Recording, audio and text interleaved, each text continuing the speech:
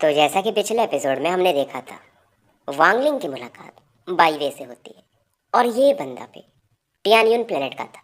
फिलहाल वांगलिंग नौवे शॉप की तरफ बढ़ जाता है और वहाँ पर स्नो इंक के बारे में पूछता है।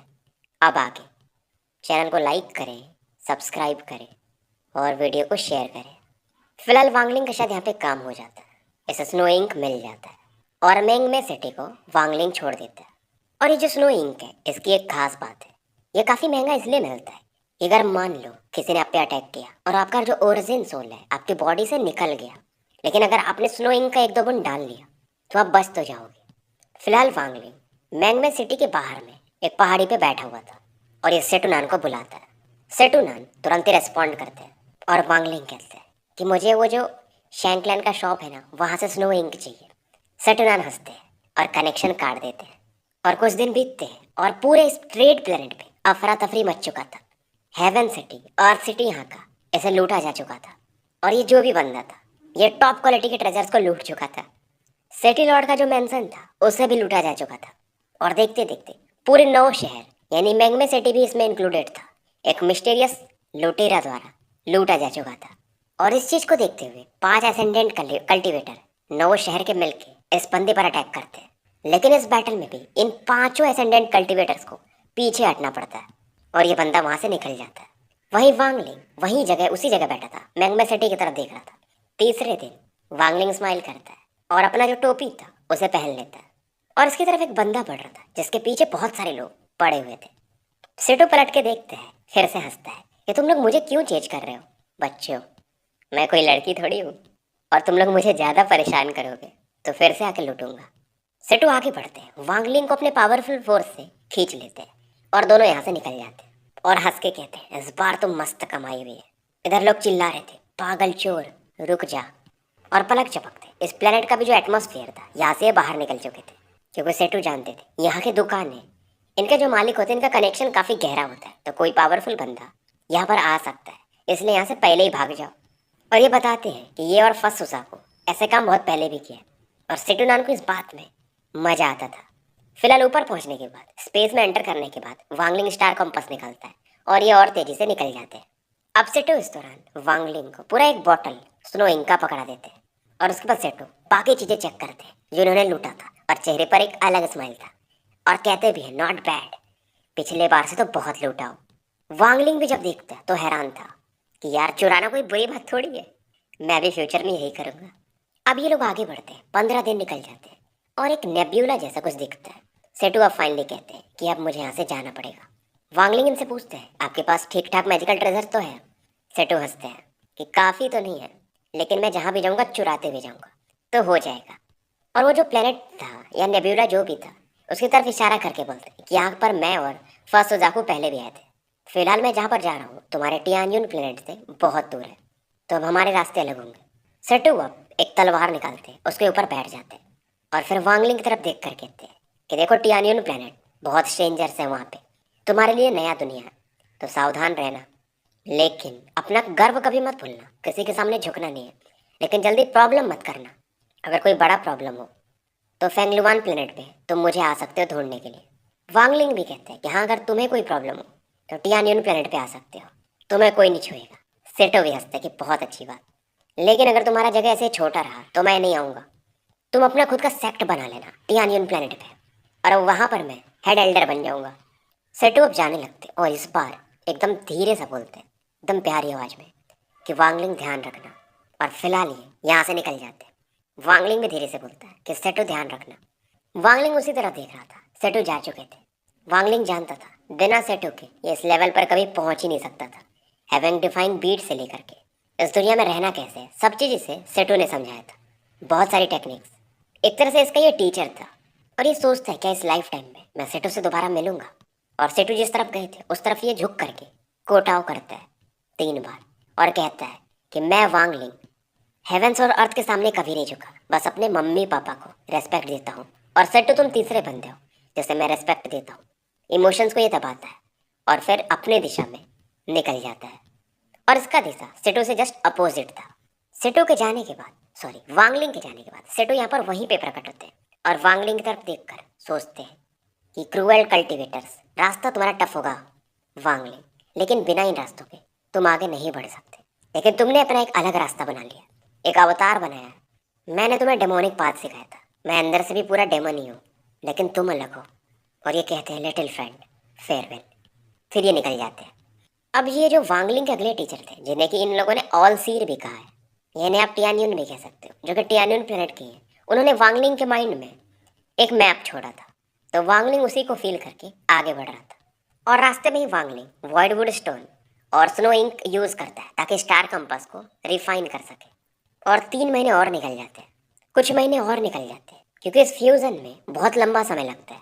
6 महीने टोटल गुजर चुके थे और वांगलिंग अब टियान्यून प्लेनेट के काफी करीब था। और इस दौरान ये काफी बदल भी जाता है।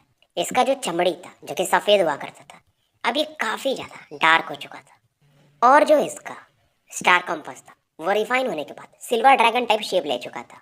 समय बीतता है और 6 महीने निकल जाते हैं। 1 साल से वांगलिंग प्लेनेट टियान्यून के लिए ट्रैवल कर रहा था। प्लेनेट तो दिखता है, पर अभी समय काफी लगता है। और रास्ते में से बहुत सारे प्लेनेट्स दिखते हैं। कुछ प्लेनेट्स ऐसे खाली थे, कुछ पर कल्टीवेटर्स थे, और कई जगह तो ये लूटा मारी भी देखते हैं। समय बीत रहा था, 1 साल और निकल जाता है। और वांगलिंग के सामने एक नया स्टार सिस्टम था, मतलब नए तारे, नए ग्रह वगैरह। और वहां पर इसे एक पर्पल प्लेनेट दिखता है। और वांगलिंग काफी एक्साइटेड था, क्योंकि ये जो मैप के हिसाब से यही टियान्यून प्लेनेट है। दूर से ही ये डेंस स्पिरिचुअल एनर्जी को फील कर सकता था। इसे याद आता है कि ऑलसीर ने कहा था कि इसका जो प्लेनेट सुजाको है वो वेस्टेड ही है। और वांगलिंग को समझ में आता है कि वो ऐसा क्यों कह रहे थे। और वांगलिंग अब क्योंकि काफी करीब था तो कहता भी है, ये एक्साइटेड था कि प्लेनेट टियान्यून, मैं वांगलिंग, मैं आ रहा हूँ। 3 दिन और निकल जाते और वांगलिंग एक डेजर्ट प्लेनेट पे पहुंचा था पहले। इसकी ओरिजिनल बॉडी इससे अलग होती है और इस प्लेनेट के कोर में चली जाती है, क्योंकि वहां पर बहुत पावरफुल हो गए तो इसकी एंशिएंट बॉडी को समझ सकते हैं, एंशिएंट गॉड बॉडी को। तो फालतू में ये फंस सकता है। और उसके बाद यह टियान्यून प्लेनेट की तरफ दोबारा से बढ़ता है। प्लेनेट टियान्यून के आसपास 5 छोटे छोटे प्लेनेट भी घूम रहे थे और आसपास के एरिया में ग्रीन गैस जैसा कुछ दिखता है। वांगलिंग थोड़ा पीछे हटता है। इस दौरान ग्रीन गैस के पीछे से, यानी अंदर से, एक आवाज आती है कि क्या तुम्हारे पास कोई डिप्लोमेटिक मैसेज है। वांगलिंग सीधा कहता है कि मेरे पास तो ऐसा कुछ नहीं है। अब ये बंदा बोलता है कि आपके पास कोई इनविटेशन है। वांगलिंग नाम में सर हिलाता है। अब ये बंदा कहता है कि न तो तुम्हारे पास डिप्लोमेटिक मैसेज है, न तो इनविटेशन है, तो यहाँ से चले जाओ। और ये बंदा जाने लगता है।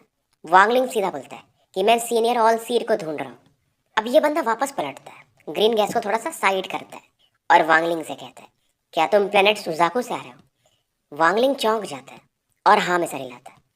अब ये बंदा भी स्ट्रेंज स्माइल देता है और फाइनली ये वांगलिंग को एंटर करने देता है और कहता है, जाओ। वैसे भी सीनियर ऑल सीर आपका वेट कर रहे हैं लंबे समय से। वांगलिंग भी सोचने लगता है, मतलब उन्हें पता था कि मैं आऊँगा। क्या उनके पास फ्यूचर देखने का, यानी टाइम को कैलकुलेट करने का कोई टेक्निक है क्या। और वांगलिंग अब फ्लाइंग स्वॉर्ड यूज़ करता है, क्योंकि स्पेस से ये प्लेनेट पर एंटर कर चुका था। और बेसिकली जो स्वॉर्ड था ये वांगलिंग के इशारे पर नहीं चल रहा था, वो ग्रीन गैस से बना था, तो सीधा इसे हेवनली फेट सेक्ट की तरफ लेके बढ़ जाता है। फाइनली ये सेक्ट पहुंच चुका था, जमीन पे उतरता है और वो तलवार भी गायब हो जाता है। अब ये जो हेवनली फेट सेक्ट था ये हवा में उड़ते हुए था और ये सेक्ट काफ़ी लाइवली था। वांगलिंग एक पहाड़ के पास में खड़ा था और सामने में एक बड़ा सा टेम्पल जैसा था, उसके तरफ देखता है और उस तरफ बढ़ जाता है। अब जैसे ही ये सामने वाले माउंटेन पे पहुंचता है, यहाँ पर इसे कोई रोकता है। वांगलिंग भी रेस्पेक्ट दिखाता है और बोलता है कि मैं प्लेनेट सुजाको से वांगलिंग हूँ और सीनियर ऑल सीर से मिलना चाहता हूँ। अब वहाँ से आवाज़ आती है, लेकिन अगर कोई भी हेवनली फेट सेक्ट में एंटर करना चाहता है तो उसे 3 ट्रायल्स देने पड़ते हैं। क्या तुम उन्हें एक्सेप्ट करना चाहोगे। वांगलिंग सीरियस था और पहले पूछता है कि वो क्या है। अब ये बंदा बताता है, पहला ट्रायल है ह्यूमन ट्रायल, दूसरा है अर्थ ट्रायल और तीसरा है हेवन ट्रायल।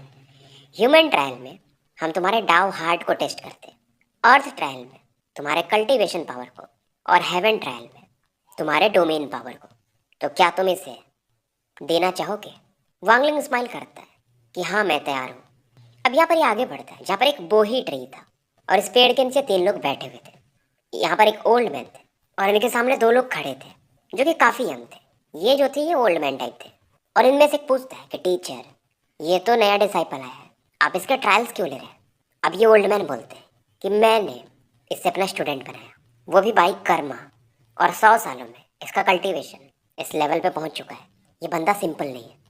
अब उनमें से एक बंदा बोलता है, जो दो थे, कि आपका अगर कोई अट्रैक्शन पकड़ ले, मतलब अटेंशन आपका उस किसी और पे जा रहा है, मतलब वो बंदा कितना लकी है। अब ओल्ड मैन कहते हैं अगर ये टेस्ट पास कर जाता है तो इसे पर्पल क्लाउड पवेलियन ले जाना, और यहाँ से ये गायब हो जाते हैं। अब ये बंदा भी कहता है पर्पल क्लाउड पवेलियन, इंटरेस्टिंग। इनमें से जो एक बंदा था उसका नाम था जाओ। अब दूसरा बताता है कि जो पर्पल स्काई पैलेस है और जो दूसरा है पर्पल ड्रीम पैलेस, यहाँ पर बस टीचर के जो ट्रू डिसाइपल्स होते हैं वही रह सकते हैं। और इनमें से दूसरा बंदा कहता है लगता है हमारा एक तीसरा और भाई बनने वाला है, ये अच्छा माहौल है। पर जाओ को गुस्सा आता है और यहाँ से वो निकल जाता है। और ये जो बंदा था ये बोलता है लेकिन सही है, वो तो जा चुका था। इधर वांगलिंग उस ओवल रिंग ऑफ लाइट में एंटर करता है और एक अलग ही दुनिया में पहुंच जाता है। और यहाँ पर ये अपने दिल में एक उदासी फील करता है, अकेलापन। और वांगलिंग फील करता है अच्छा, तो इस जगह पर एंटर करते ही मेरे हार्ट्स में चेंज आने लगे। अब पहला टेस्ट था डाउ हार्ट। वांगलिंग की तरफ एक बंदा पड़ता है पर वांगलिंग की बॉडी मूव नहीं करती, और उसके सामने जो आ रहा था वो कोई और नहीं ली मुआन थी, जो कि इसे एक हैप्पी स्माइल देती है। उसने कुछ कहा लेकिन वांगलिंग सुन नहीं पाता। ली मुआन थोड़ा और क्लोज आती है और वांगलिंग सोचता है तो ये है मेरा फर्स्ट ट्रायल, मेरे डाउ हार्ट से एक इल्यूजन बना है। वांगलिंग भी अब एक कदम आगे बढ़ाता है, ली मुआन के करीब जाता है और ली मुआन को पकड़ लेता है, यानी गले मिलता है और कहता है डाउ हार्ट, डाउ हार्ट। ली मुआन स्माइल करती है और यहाँ से गायब हो जाती है। अब इस समय हेवनली फेट सेक्ट में वो जो बोही ट्री था उसके नीचे वो जो बंदा बैठा हुआ था वो आश्चर्यचकित होता है कि यार इस बंदे का विजडम बहुत सही है। क्योंकि नॉर्मल लोग क्या करते हैं फर्स्ट ट्रायल में, या तो अपने दिल को शांत करते हैं और इस चीज़ को अवॉइड करते हैं, या तो बाई फोर्स इसे तोड़ के निकल जाते हैं। पर ये बंदा ये अलग है, इसने डाव को ही समझने की कोशिश की। और इस बंदे का मेथड जूनियर अप्रेंटिस ब्रदर सुनियन के जैसा ही है, लेकिन सुनियन वहाँ पे 67 दिन तक टिका था। देखते हैं ये कितने दिन तक टिकता है। अभी जो तीनों ट्रायल्स थे इसे ऑल सीर ने पर्सनली बनाया था। तीनों का जो ट्रायल था, यानी जो 3 ट्रायल्स थे वो अलग अलग स्पेसेस में होते थे। जो वांगडिंग का ह्यूमन ट्रायल चल रहा था, यहाँ पर बहुत सारे पेड़, नदियाँ, झरने ये सब देखने को मिलते हैं। एक गांव जैसा भी मिलता है। फिलहाल वांगलिंग मानो एक नई दुनिया में था और यहाँ पर इसके ग्रैंडफादर थे, इसके फादर थे, और फिलहाल ये वुड कार्विंग सीख रहा था। बहुत दिनों से ये फेल हो रहा था लेकिन फिर भी सीखते रहता है। इधर 83 दिन निकल जाते और वो जो बंदा था जेंटल स्माइल वाला जो कि बोधि ट्री के नीचे बैठा था वो भी आश्चर्यचकित था, ये बंदा नॉर्मल तो नहीं है। इवन जूनियर ब्रदर सुनियन 67 दिन ही टिके थे, क्योंकि इन टेस्ट में आपको इनलाइटमेंट भी मिल सकता है, डाउ हार्ट को आप अच्छे से जान सकते हो। अब ये क्या करता है कि अपनी ऑरा को यूज करता है और वांगलिंग जो कि ह्यूमन ट्रायल में था उसकी तरफ भेजता है। और इसके ऑरा की वजह से ये जो गांव था, यहाँ पर जो भी चीजें थी धीरे धीरे गायब होने लगती।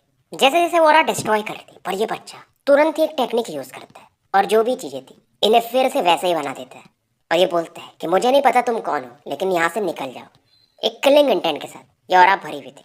और वो बंदा यानी जो बोधि ट्री के नीचे बैठा था उसे कुछ तो समझ में आता है और कहता है तो अच्छा ऐसा है, इस बंदे का डाओ जो है वो रेनकार्नेशन साइकिल से रिलेटेड है, इसीलिए 83 दिन से भी ऊपर टिक पाया है। हर दिन ये बंदा एक नए रेनकार्नेशन साइकिल को एक्सपीरियंस कर रहा है। इधर बच्चे को दिखाया जाता है जो कि बेसिकली वांगलिंग था, और उसके फादर इससे कहते हैं कि 84वें बार फिर से हम शुरू करते हैं। वांगलिंग बनाते रहता है। इधर हेवनली फेट सेक्ट के अंदर किसी को दिखाया जाता है, ऑल सीर को। ये अचानक से अपनी आंखें खोलते और स्माइल करते, ये बच्चा सही है। 10 दिन और बीत जाते और वांगलिंग फाइनली ह्यूमन ट्रायल से बाहर आता है। पहला कदम जब ये लेता है तो एक बच्चा था, दूसरा कदम लेता है तो एक टीनेजर बन जाता है, तीसरा कदम लेता है तो एक यंग मैन में बदल जाता है। इसके हाथों में एक वुड कार्विंग था, कार्विंग कंप्लीट हो चुका था। कार्विंग एक वुमेन का था, एक मासूम लड़की का था, एक फेरी लाइक वुमेन का था। और आप समझ ही सकते हो वो किसका होगा, क्योंकि बिना 100 साइकिल्स के कोई डाओ सीख नहीं कर सकता, बिना 1000 साल के कल्टीवेशन के कोई डाओ को समझ नहीं सकता। और वांगलिंग कहता ये चीज़ बहुत इंटरेस्टिंग था, इसके अंदर कुछ चेंजेस आए थे पर उसे ये छिपा लेता है। पहले से इसकी आंखें और ज़्यादा मानो क्लीन हो चुकी थी। अब ये आगे बढ़ता है अर्थ ट्रायल के कल्टीवेशन टेस्ट के लिए। अर्थ ट्रायल का जो टेस्ट था, जैसे वांगलिंग एंटर करता है एक लाल दुनिया में ये पहुंच जाता है। अब वांगलिंग सोचता है ये कल्टीवेशन तो टेस्ट करने वाले हैं पर किस तरीके से। और जैसे आगे जाता है नीचे से जमीन फटती है और पिलर ऑफ फ्लेम्स इसके तरफ बढ़ने लगते हैं। और यहाँ पर इसके सामने एक फिगर प्रकट होते हैं जो कि फायर से भरे हुए थे, और ये अर्थ ट्रायल के गार्जियन थे और कहते हैं कि मुझे हरा दो तो तुम आगे जा सकते हो। फिलहाल इनका बैटल शुरू हो जाता है और वांगलिंग इन्हें डिस्ट्रॉय कर देता है। ये आगे बढ़ता है पर ये समझ रहा था कि कोई ना कोई इसे देख तो रहा ही होगा, हेवनली फेट सेक्ट का ये क्या कर रहा है। वांगलिंग दिमाग लगाता है और कहता है कि मैं इस टेस्ट को गिव अप करता हूँ। बोधि ट्री के अंदर जो बंदा बैठा था वो हैरान हो जाता है कि बंदा गिव अप करने में भी होशियार है, क्योंकि वांगलिंग अपना पूरा पावर किसी को दिखाना नहीं चाहता था। लेकिन इतना तो ये समझ जाता है कि ये सोल ट्रांसफॉर्मेशन के अर्ली फेज में है, जो कि बहुत बड़ी चीज़ नहीं है। इस दौरान एक बंदा जिसका नाम बाईवे था, जो कि वांगलिंग से मिला भी था, उस बोधि ट्री के नीचे आता है और इससे ये बंदा कहता है तो थर्ड जूनियर ब्रदर फाइनली आप आ ही गए, तो आपने टीचर के लिए गिफ्ट लाया। और इस दौरान बाईवे की भी नजर उस स्पेस में जाती है और फाइनली ये बंदा बताता है कि ये वही बंदा है जिसे हमारे मास्टर ने सुजाकू प्लेनेट से पिक किया था। कुछ महीनों पहले ही आया है, ये तीनों ट्रायल दे रहा है, अब इसके तीसरे ट्रायल की बारी है। बाईवे से देखते ही पहचान जाता है और फाइनली ये दूसरा बंदा बताता है कि मास्टर ने बोला है ये पर्पल क्लाउड पवेलियन में रहेगा। अब ये सुनते ही बाईवे को गुस्सा आता है और फिलहाल ये यहाँ से निकल जाता है और जाने से पहले कहता है आप मुझे 3000 साल पुराना 5 लीफ ग्रास दे दो, बदले में मैं आपको फायर क्रिस्टल दूंगा। अब ये जो जेंटल लुकिंग मैन था इसका सीनियर ब्रदर था, तो मान जाता है। अब जेंटल लुकिंग मैन ये सोचता है कि यार इसको टीचर ने उस जगह क्यों डाला, यानी पर्पल क्लाउड पवेलियन में। वहां पे इसका ग्रो करना काफी मुश्किल होगा, सीधा उन्होंने इसको आग में झोंक दिया। अब इधर बारी थी हेवन ट्रायल की, जिसमें डोमेन को टेस्ट करना था और वांगलिंग इस समय उसमें भी एंटर कर चुका था और लोटस पोजीशन में बैठा था। इसकी आंखें बंद थी और ये कुछ सोच रहा था। फिलहाल यहाँ पर बैठे हुए इसको 30 दिन हो चुके थे और इस दौरान ये हेवन ट्रायल की मिस्ट्रीज को समझ रहा था। समय बीतते जाता है और मानो वांगलिंग को समय का कुछ पता ही नहीं चल रहा था। 51 दिन टोटल निकल चुके थे और वांगलिंग फाइनली अपनी आंखें खोलता है और इसे समझ में आ चुका था कि ह्यूमन टेस्ट हो या अर्थ टेस्ट हो या हेवन टेस्ट हो, ये तीनों अवसर है। अगर आप समझ जाओ तो आपको इनलाइटमेंट मिलेगा, आप पावरफुल बन सकते हो। और ये फाइनली बोलता है कि मैं गिव अप करता हूँ इस हेवन ट्रायल में भी, और फिर से ये ऐसी दुनिया में वापस आ जाता है। अब इसके सामने पर्पल कपड़ों में खड़ा एक बंदा पहले से खड़ा था और ये वांगलिंग से कहते हैं कि मेरा नाम जाओ जिंगशा है, मैं फर्स्ट जनरेशन का डिसाइपल हूँ, यहाँ पे सबसे बड़ा हूँ, आप मुझे एल्डेस्ट ब्रदर कह सकते हो। वांगलिंग इन्हें ग्रीट करता है और फिलहाल जिंगशा इसे लेकर पर्पल क्लाउड पवेलियन की तरफ बढ़ जाते हैं और जो भी चीजें थी यहाँ की जिंगशा इसे रास्ते में बताते हैं। वांगलिंग पूछता है कि एल्डर ब्रदर जाओ ऑल सीर के टोटल कितने डिसाइपल्स हैं। जिंगशा स्माइल करते हैं और फिलहाल इसे एक दूसरे रास्ते से ले जा रहे थे और रास्ते में बताते कि मास्टर ने टोटल 7 डिसाइपल्स को सेलेक्ट किया और हमें कैटेगरीज दी है, रेड, ऑरेंज, येलो, ग्रीन, सियान, ब्लू, पर्पल, और मैं और तुम पर्पल डिवीजन में। वांगलिंग की आंखों में एक चमक था। बेसिकली वो 7 डिसाइपल्स, मेरे हिसाब से 7 डिविजन्स होना चाहिए, मतलब 7 ग्रुप्स है।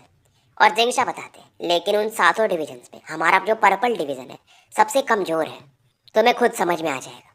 फिलहाल ये एक माउंटेन पे पहुंच चुके थे जहाँ पर पर्पल कलर का टावर था और यहाँ पर बहुत सारे लोग अलग अलग टावर्स में कल्टीवेट कर रहे थे। कम से कम 10,000 लोग तो होंगे। और ये बताते हैं ये पर्पल डिवीजन है, अगर तुम अपने डिवाइन सेंस को फैलाओगे तो वेस्ट साइड में तुम्हें पर्पल क्लाउड पवेलियन फील हो जाएगा। मुझे कुछ और काम है तो मैं यहाँ से आगे तुम्हें नहीं लेके जा सकता।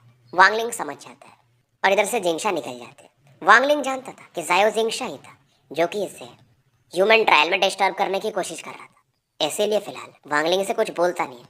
और ये जो पर्पल पवेलियन था ये अभी भी काफ़ी दूर था, क्योंकि ये जो सेक्ट है ये खुद में बहुत बड़ा है, प्लेनेट से शायद बड़ा होगा। अब ये आगे बढ़ ही रहा था तभी पर्पल क्लाउड पवेलियन से एक बंदा बाहर आता है और कहता है कि तुम अंदर नहीं आ सकते। ये कोई और नहीं, एक वुमेन थी पर्पल ड्रेस में, लेकिन इसकी आंखों में एक किलिंग इंटेंट भरा हुआ था। अब वांगलिंग भी सीधा पूछता है एकदम प्यार से कि क्यों। अब ये वुमेन कहती कोई कारण नहीं, बस तुम यहाँ नहीं रह सकते, कहीं और रह लो। वांगलिंग कुछ कदम पीछे हटता है और बैठ के कल्टीवेट करने लगता है, क्योंकि फिलहाल इसे आते ही परेशानी क्रिएट नहीं करना था। अब वांगलिंग को देखकर ये वुमेन कहती है तुम वहां भी नहीं बैठ सकते, 50 किलोमीटर के रेंज से तुम्हें बाहर रहना पड़ेगा पर्पल क्लाउड पवेलियन से, तो जाओ। अब वांगलिंग को गुस्सा आता है। ये लड़की भी सोल ट्रांसफॉर्मेशन के अर्ली फेज में थी, तो वांगलिंग को फर्क नहीं पड़ता था। वांगलिंग जब इसे घूरता है तो ये भी वांगलिंग को घूरती है और वांगलिंग जब शायद अपने ऑरा को रिलीज करता है तो वुमेन के पसीने छूटने लगते हैं। अब वांगलिंग शायद यहाँ से चला जाता है, लेकिन ये किसी को याद करती है, सीनियर ब्रदर सुनियन, जब तक मैं जूनियर अप्रेंटिस सिस्टर आपकी यहाँ पर हूँ कोई आपको रिप्लेस नहीं कर सकता, कोई नहीं। इधर वांगलिंग 50 किलोमीटर की दूरी पर तलवार से गुफा बनाता है और यहीं रहने लगता है। और पर्पल क्लाउड पवेलियन के आसपास कुछ फॉग था, तो वांगलिंग यहाँ के रहस्य को भी नहीं समझ पाता है। वांगलिंग इधर रात का समय हो चुका था, अपने गुफे से बाहर निकलता है। पर्पल क्लाउड पवेलियन में टोटल 3 फ्लोर्स थे और वांगलिंग फर्स्ट फ्लोर पे प्रकट होता है। आसपास घूमने के बाद यह सेकंड फ्लोर पे जाता है, जहाँ पर बेड वगैरह, चेयर्स वगैरह, बहुत सी चीजें इसे देखने को मिलती है। फिलहाल ऐसे चलते रहते हैं और 15 दिन वांगलिंग को हेवनली फेट सेक्ट में और गुजर जाते हैं और कोई इसको देखने, जांचने, पड़तालने आता भी नहीं है। और ज़्यादा जो भी लोग थे ऐसे स्ट्रेंज लोग देते थे, कोई इसके करीब नहीं आना चाहता था। ऑल सीर भी इसे बुलाते नहीं। और इसका गुफा जहाँ पर था उसके 10 किलोमीटर के रेंज में कोई आता ही नहीं था। जाओ जिंगशा मानो वो भी गायब हो चुका था। और वो जो वुमेन थी वो पर्पल क्लाउड पवेलियन के बाहर हर दिन प्रकट होती थी, आसपास देखती थी, फिर चली जाती थी। 17वें दिन वांगलिंग कल्टीवेट कर रहा था और तभी कुछ फील करता है और उसकी गुफा के पास दो लोग प्रकट होते हैं जो कि पर्पल रोब्स में थे। इनमें से एक थोड़ा मोटा था और एक थोड़ा पतला। और इनमें से एक कहता है कि कौन सा डिसाइपल है जो बिना परमिशन के यहाँ पर गुफा बनाया, बाहर आओ। वांगलिंग बाहर आता है, दोनों को देखता है। दोनों सोल ट्रांसफॉर्मेशन के अर्ली फेज में थे। अब इनमें से एक चिल्लाता है कि किसने बोला तुम्हें गुफा बनाने को? आधे घंटे का समय देता हूँ, इसे डिस्ट्रॉय कर दो, नहीं तो तुम्हें सजा मिलेगी। अब वांगलिंग को भी गुस्सा आता है कि भाई तुम कौन हो? अब इनमें से एक बोलता है कि हम पर्पल डिवीजन के डिसिप्लिनरी एल्डर्स हैं। फिलहाल वांगलिंग दिमाग लगाता है और इस गुफा को कोलैप्स कर देता है। अब इनमें से दूसरा बोलता है लेकिन तुमने गुफा तो डिस्ट्रॉय कर दिया पर तुमने रूल्स तोड़े हैं, तो चलो मेन हॉल, तुम्हारे क्राइम की सजा तुम्हें मिलेगी तो जरूर। अब वांगलिंग बोलता है यार मैं शांति से कल्टीवेट करना चाहता हूँ, फालतू चीज़ों में नहीं पढ़ना चाहता। ऐसा मुझे क्यों लग रहा है कि जब से मैं यहाँ पर आया हूँ कुछ ना कुछ प्रॉब्लम हो ही रहा है। और वांगलिंग अब सोल लैशर निकालता है और इन दोनों पे चला देता है। अब इनमें से एक चिल्लाता है कि तुम हमारे पे अटैक कर रहे हो। और जब तक ये रिएक्ट कर पाता, सोल लैशर एक का जो सोल था उसके बॉडी से 3 इंच बाहर निकाल देता है और ये बंदा खून की उल्टी करता है। और साथ में वांगलिंग जो सेटो ने से टेक्निक सिखाई थी आर्क ऑफ लाइटनिंग, वो दूसरे बंदे पे यूज करता है। दूसरा बंदा काउंटर करने के लिए 7 ब्रोकन स्टार्स टेक्निक को यूज करता है। पर वांगलिंग को और गुस्सा आता है और जब ये अपनी कातिल आंखों से सामने की तरफ देखता है तो ये बंदा डर जाता है कि भाई क्या किलिंग इंटेंट है, मानो डर जाता है बस वांगलिंग की आंखों से। और फाइनली वांगलिंग सेलेस्टियल स्वॉर्ड को बाहर निकालता है और सीधा चला के मारता है। और वो जो 7 ब्रोकन स्टार्स वाला उसका अटैक जो था तुरंत ही डिस्ट्रॉय हो जाता है और तलवार के अंदर से फर्स्ट डेविल हंसता है। अब ये दोनों यहाँ से भागने लगते हैं क्योंकि सेलेस्टियल स्वॉर्ड के पीछे हाफ मून ब्लेड भी था और बहुत फास्ट चलता है वो। और जो उसके 7 ब्रोकन स्टार्स थे, सातों को हाफ मून ब्लेड ही काटता है। और ये कहता है कि हमें जाओ जिंगशा की बात नहीं सुननी चाहिए थी, लेकिन शायद अब लेट हो चुका है। और जो एक एल्डर भाग रहे थे इनके सोल को ही ये पकड़ लेता है और वांगलिंग यहाँ पर रेस्ट्रिक्शंस को एक्टिवेट कर देता है। फाइनली एल्डर चिल्लाता है कि मैं डिसिप्लिनरी एल्डर हूँ, तुम अगर ऑल सीर के डिसाइपल भी हो तो भी मुझे मार नहीं सकते, अगर मारोगे तो तुम्हें सेक्ट पनिश करेगा। अब वांगलिंग कहता है मतलब तुम्हें मेरी आइडेंटिटी पता है। और फिलहाल इसके ओरिजिन सोल को इसकी बॉडी में डाल देता है और वांगलिंग अब एक बेल निकालता है और इसके ओरिजिन सोल को फिर से ट्रैप कर देता है और रिफाइन करने लगता है। दूसरा ओल्ड मैन वो तो अलग ही बस देख रहा था क्योंकि हाफ मून ब्लेड इसके आसपास ही घूम रहा था।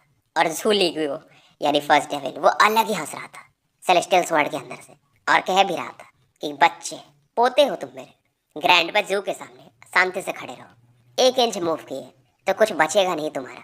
और वांगलिंग भी कहता है क्योंकि ये लोग मुझे शांत रहने नहीं देंगे तो मैं इन्हें दिखाता हूँ कि डोमिनेट करना क्या होता है। और वांगलिंग अब बोलता है अब ये बताओ कि पर्पल क्लाउड पवेलियन में पहले कौन रहता था। अब ये ओल्ड मैन डर जाता है कि यार एक वेस्टेड प्लेनेट का बंदा इतना पावरफुल कैसे हो सकता है, क्योंकि इसका पावर सोल ट्रांसफॉर्मेशन के मिड फेज से ज़्यादा ही माना जा सकता है। और उधर जो दूसरा बंदा था उसे तो ये बेल में ट्रैप कर चुका था, वो चीखे मार रहा था और ये समझ जाता है कि अब बिना बताए कुछ नहीं होगा। पहले बोलता है कि मेरे भाई को यानी मेरे दोस्त को रिलीज करो फिर मैं बताता हूँ। वांगलिंग फिर से कोल्ड लुक देता है और फाइनली ये बोलता है कि हमारे एंसेस्टर ने यानी ऑल सीर ने बस 7 ही डिसाइपल सेलेक्ट किए, तो हर एक डिवीजन से 7 डिवीजन्स बने। मतलब जैसे वो पर्पल डिवीजन है तो पर्पल डिवीजन में से बस एक ही बंदा होगा जो उनका ट्रू डिसाइपल बनेगा। बाकी जो भी डिवीजन है सब में सेम है तो एक डिवीजन में बहुत सारे डिसाइपल्स पर एक ही ऑल सीर का ट्रू डिसाइपल बनता है हर एक डिवीजन से। और अब ये बताते हैं कि 1000 साल पहले पर्पल डिवीजन में एक जीनियस प्रकट हुआ था और ये पर्पल डिवीजन में टॉप डिसाइपल बना था और उसका नाम सुन यून था। अब वांगलिंग कहता है इससे मेरा क्या करना है। अब ये लोग बताते हैं कि 100 साल पहले की बात है, सुन यून ने सेक्ट को बिट्रे कर दिया और किसी कारण से यहाँ से भाग गया, लेकिन एंसेस्टर ने किसी को उसके पीछे भेजा नहीं। 1 महीने बाद एंसेस्टर खुद वापस आए और उन्होंने पर्पल क्लाउड पवेलियन को सील कर दिया और उन्होंने बोला अगला बंदा जो पर्पल क्लाउड सेक्ट को इनहेरिट करेगा और जो मेरा फिर से 7वां डिसाइपल बनेगा। और ये बताते हैं कि बाकी जो 6 डिविजन्स के इनके डिसाइपल हैं सब टियानयुन प्लेनेट पे ही पैदा हुए, बस तुम जो 7वें हो वो किसी और प्लेनेट से हो। इसीलिए जो बाकी भी डिसाइपल्स हैं जो नॉर्मल डिसाइपल्स हैं वो भी तुम्हें सही नहीं मानते, तुम्हारे स्टेटस को लो समझते हैं। और उन्हें यह भी लगता है कि तुम्हारा कल्टीवेशन ज़्यादा हाई नहीं है, फिर भी तुम ट्रू डिसाइपल कैसे बन गए। वांगलिंग को पूरा माजरा अब समझ में आ चुका था। अब फर्स्ट डेविल जो हाफ मून ब्लेड था उसे वापस बुलाता है। ओल्ड मैन अब एक चैन की सांस लेता है। इधर वांगलिंग उस बेल से भी दूसरे वाले ओल्ड मैन को रिलीज कर देता है, लेकिन ये फिर से चिल्लाता है कि मैं डिसिप्लिनरी एल्डर हूँ। वांगलिंग को गुस्सा आता है और इसके वीक ओरिजिन सोल को ये सीधा अपने मुंह में डाल लेता है। और इसका इसका जो ओरिजिन सोल था 1 बिलियन सोल फ्लैग में इस सोल को डाल देता है और दूसरे वाले से कहता है तुम जाना नहीं चाहते हो। अब दूसरा ओल्ड मैन यहाँ से निकलने लगता है और ये कहता भी है मुझे नहीं पता यहाँ पर क्या हुआ था, पर वांगलिंग तुरंत ही कहता है इसे मार दो। फर्स्ट डेविल खुश हो जाता है, हाफ मून ब्लेड को चलाता है और पलक झपकते ये भी मारा जाता है और इसके भी ओरिजिन सोल को वांगलिंग डिवोर कर जाता है और अंदर में इसका जो सोल फ्लैग था उसके अंदर सील कर देता है। और वांगलिंग का गुस्सा शांत नहीं होता है, ये सीधा पर्पल क्लाउड पवेलियन की तरफ बढ़ता है। क्योंकि ऑल सीर ने मुझे पर्पल क्लाउड पवेलियन दिया है तो इसका रीजन होगा। वांगलिंग वहां पर पहुंचता है, वो लड़की अभी भी वहीं बैठी थी और मानो पुराने दिनों को याद कर रही थी, नदियां झरने वगैरह को देख के। और वांगलिंग को नोटिस करती है। अब ये लड़की चिल्लाती है कि तुम यहाँ पर फिर क्यों आए। स्क्रैम। वांगलिंग को गुस्सा आता है, ये अपने हाथ से एक सील बनाता है और इस लड़की की तरफ बढ़ा देता है। साथ में सेलेस्टियल स्वॉर्ड को रिलीज करता है और हाफ मून ब्लेड को। लड़की का स्पीड काफी तेज था, हाफ मून ब्लेड के लगभग बराबर होगा। और वांगलिंग अपने सेलेस्टियल ऑरा से मनो यहाँ पर एक जायंट ड्रैगन बना देता है और इस लड़की से कहता है कि अब से मैं यहीं रहूंगा और इसका नाम मैं पर्पल क्लाउड पवेलियन की जगह पर्पल फॉरेस्ट पवेलियन रखता हूँ। और ये अपनी ऑरा से पर्पल क्लाउड पवेलियन को पर्पल फॉरेस्ट पवेलियन कर देता है। ये लड़की रोने लगती है और गुस्से में कहती है मैं तुम्हें मार के रहूंगी। पर जैसे ये गायब होती है मानो एक हवा का झोंका वांगलिंग की तरफ पड़ता है जिसमें कलिंग इंटेंट था। वांगलिंग वहां से गायब हो जाता है और जहाँ पर ये पहले था वहां पे क्रैक्स आ जाते हैं दीवालों में। अब वो लड़की फिर से अपने हवा के झोंके से अपने रूप में बदल जाती है और अपने बैग में से एक रेड लाइट निकालती है जो कि फिनिक्स का मानो शेप ले रहा हो। फ्लेम के समान इसे भी ये वांगलिंग की तरफ बढ़ा देती है। वांगलिंग सेलेस्टियल स्वॉर्ड में अपनी ऑरा को यूज करता है और चला देता है और एक अलग ही लेवल का यहाँ पर पूरा कोलिजन माउंटेन वाले भी सुन सकते थे। सी ऑफ फायर मानो इसका कुछ कर नहीं पाता है। वांगलिंग अब अपने अंगूठे को बस ऐसा नीचे प्रेस करता है, हेवेंस और अर्थ की ऑरा मानो बदलने लगती है, कलर चेंज होने लगती है। ये एक किलर टेक्निक था, 3 किलर टेक्निक में से एक जो इसे स्टेटो भाई ने सिखाया था। इसे फिंगर ऑफ डेथ कहा जाता है और ये डेमोनिक टेक्निक्स थे जो कि स्टेटो ने खुद अपने 10,000 साल के एक्सपीरियंस से बनाया था और इससे बस इसने वांगलिंग को सिखाया था। पहले फिंगर से वुमेन की ऑरा एकदम कॉम्प्रेस होने लगती है और ये भागना चाहती थी और स्पेस भी इसमें कोलैप्स होने लगता है। यह टेलीपोर्टेशन यूज भी नहीं कर पाती है। वांगलिंग का जो थंब था इस लड़की के थर्ड आई की तरफ बढ़ता है। अब इस लड़की ने अपने एक अवतार को प्रकट करती है। जैसे ही वांगलिंग का थंब इसके अवतार को टच करता है यह अवतार मानो सूख जाता है। वांगलिंग का अंगूठा फिर से नीचे की तरफ बढ़ता है, लड़की और ज्यादा कमजोर पड़ जाती है और खून की उल्टी करने लगती है। इसका दूसरा अवतार प्रकट होता है, उसे ये एक्सप्लोड करा देती है। तो स्टोरी यही समाप्त करते हैं।